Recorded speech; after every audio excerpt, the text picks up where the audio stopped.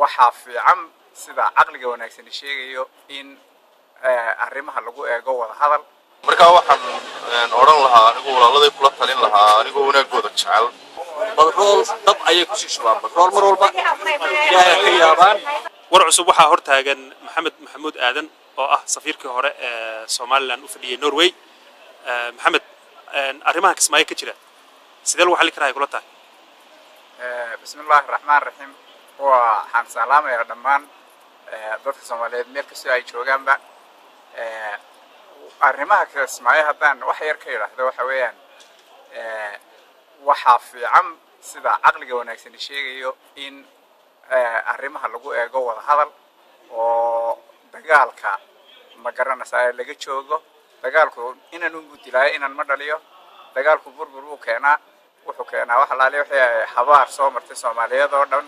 marka maanta ninka doonaya isbedelka siyaasadeed ee uu meel ka sameynayo inuu xoog ku sameeyo oo dad dhiigood uu kursi ku fuulo adduunka ninkaas maanta ugu liito uguna ayaan daran. marka waxaan u sheegi lahaa oo aan ku oran lahaa dadka Soomaaliyeed ee halka dhiigo ku daadanayo in ay ka waantoobaan oo ay wada hadlaan xal Soomaaliyana la gaadho. xal geedka hoostiisu yaala meel kale oo yaala ma jiro. dhaqanka isticmaala diinteena isticmaala weligeedba dhibaatada waa la xalin jiray. dagaalka hala joojiyo. waxaad wax badan ka baran kartaan Somaliland oo ah wadan nabada maanta oo ay dadku wada nool yihiin. wixii dhibaato ana la wada hadlo iyadoo dhaqanku aasaaska yahay rasmiga ah ee laga duulay. marka waxaan kula talin lahaa dhammaan odayaasha meesha ku hirdamaya in ay dadka nolol u raadiyaan. nolol bay dadku u baahan yihiin. dadku inay dhintaan uma baahna. maxamed qurbaha waxaa ka jira waad ogtahay 20 sano kor Soomaali iska soo horjeeda ayaa deganeed qurbaha wixiina ilaa hadda waa jiraan oo waxa arkaysaa dad hadda Jubaland dad ornay Jubaland taageersanay ku ornay ma taageersan shirar kala duwan qabsanay. marka maxaa kula talin lahayd dadkaas? qofku fikir uu aaminsanaan karaa arrimaha Soomaalida markuu eegayo xal uu meel inuu istaaga xaq uu leeyahay oo fikirkiisa cabiro. laakiin waxa ay mar walba danta ku jirtaa in la wada hadlo oo dad Soomaaliyeed oo colihi ma jiraan. Somaliland oo aan imika masalan anigu ka soo jeedo Soomaaliya oo dhan ba ku nool. qofka Soomaaliga ilaa intuu ixtiraamayo shuruucda ay dhigteen dadka reer Somaliland wuxuu xaq u leeyahay inuu joogo meesha. sidaasna waxa laga rabaa laba qof oo kasta oo Soomaaliyeed oo kulma oo meel ku kulma Soomaalinimada ka dhaxaysa waxa ka dhaxaysa diinta dhaqan baa ka dhaxeeya meeshaad ka timid nin walba meel buu ka yimid. taasi mushkilad ma aha waa in la isku ixtiraamo. taas qof walba inuu gurigiisa maamulo mushkilad ma aha. wixii dadka ka dhaxeeyana dee la wada raadiyo sidii lagu wada heli lahaa. laakiin waxa ayaan darro ah inuu qofku u qaato in qabiil la colihi jiro Soomaalida ama uu jiro ma garanaysaa gobol la cola. waxa weeyaan dadka Soomaalida meel kasta ay joogaanba waa walaalo. marka waxa wanaagsan inaad halka ka bilowdo oo qofka u aragto qof aad walaalatihiin kugu ixtiraamayo aaraadaad qabto adiguna aad ku ixtiraamto aaraada uu qabo. haddii wax farqi dadka u dhaxeeyana waxa wanaagsan sidaan horeba u yiri in la wada hadlo. magacayga waxa la yiraahdaa Hilaal Dalal waxaan ahay muwaadin reer Somaliland. waxaan jecelahay anigoo ku hadlaya shacabka afka dhalinyarada reer Somaliland.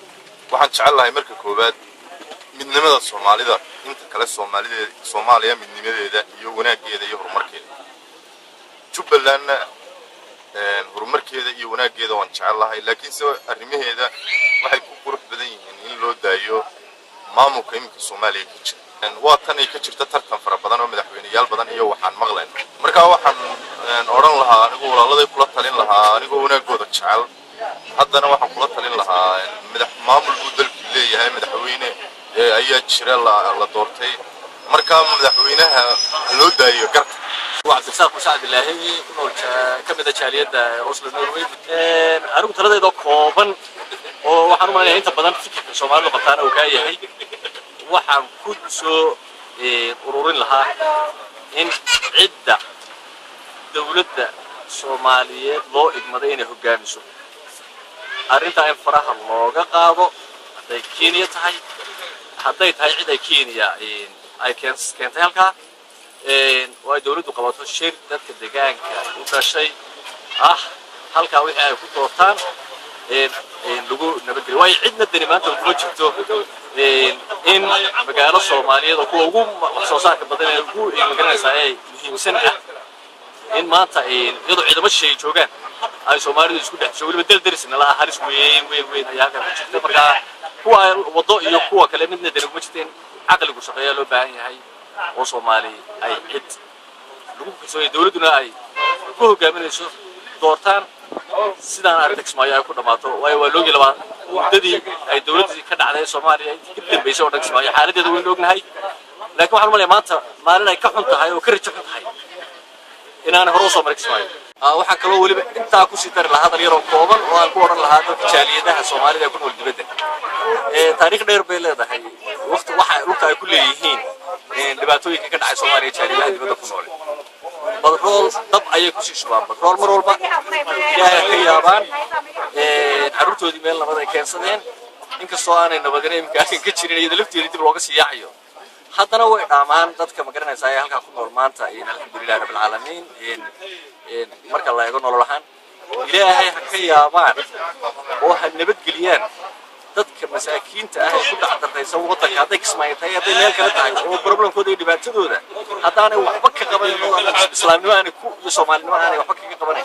ay ka daayaan dhibta iyo kala raacista iyo badroolka ku sii darayaan ku sii shubayaan intaas ku oran lahaa dadka Soomaaliyeed dibadda ku nool waxaan uga jeedaa macnaheedu dad haddii meel laga shido badrool ku shido garanaysaa oo guud u leekaanay marka waa lacagtan ay diraan waa hadalladan ay badaneen nacnacdaas ah ee maaluub meelaha ka hayaan waxa kuwa xagga jooga ee shaqada ka dhigtay arrimaha noocan ah ayay u noqonaysaa taageero weyn dabadna uu ku sii adkaysanayaan arrin ay kaba noqon lahaayeen baadi doonaan marka waxaan leeyahay ilaahay ka yaaba nabadgeliya dadka oo dadku ay ka nasan waxtaraysan tara haddii kalena dembigana kala dhex